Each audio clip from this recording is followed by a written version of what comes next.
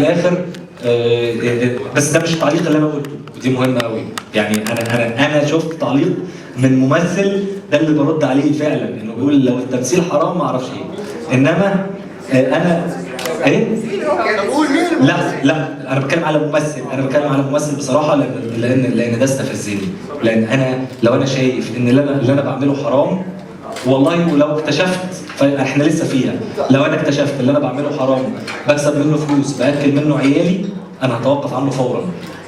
انا لو في حد بما يرضي الله اقنعني ان انا بعمل حاجه حرام بكسب منها فلوس، طبعا بتوقف عنها فورا. يعني الفلوس بقى اللي خلى بيتي حرام يعني. فده كان اتهام لاذع يعني.